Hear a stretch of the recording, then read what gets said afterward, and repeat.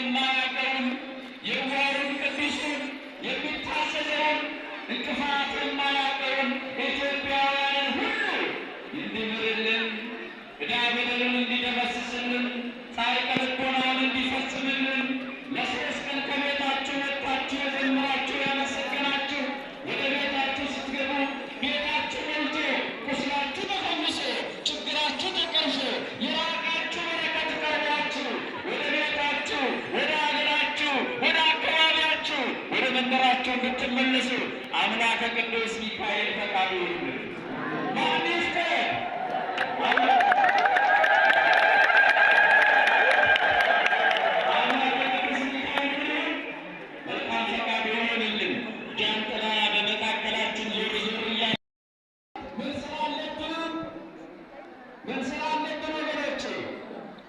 የታቦት ስራ የለብንም እንዴ?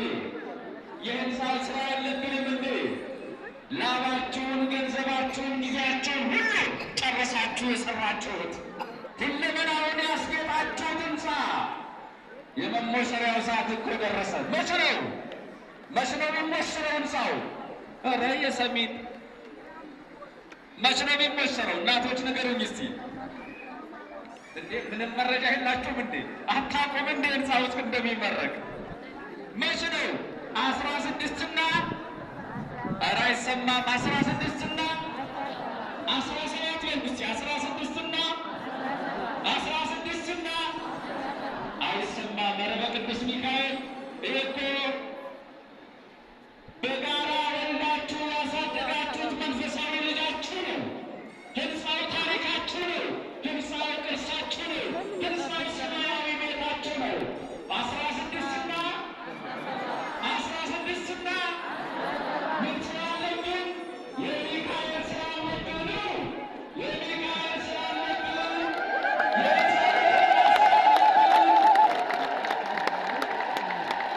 አይሰማም አይሰማም።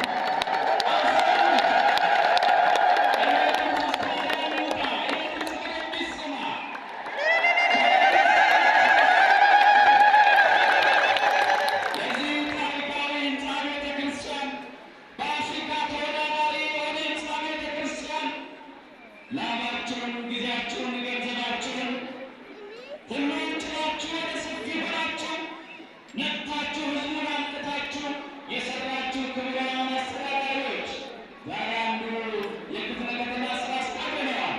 ክቡራን አባቶች አመራሮች፣ ክቡራን የሰበካ ጉባኤ አባላት፣ ህንፃ አሰሪ ኮሚቴዎች ከተባበራችሁ ከታዘዛችሁ ከሲኤምሲ ቅዱሱ ህዝብ ጋር እንኳን ደስ አላችሁ።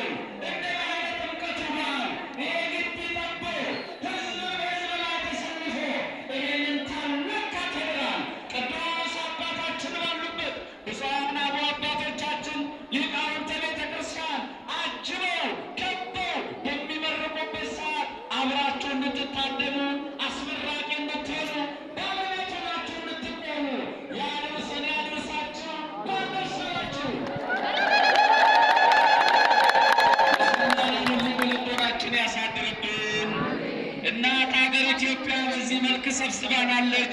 እናታችን ኢትዮጵያ እያልን የምንዘምር ያድርገን።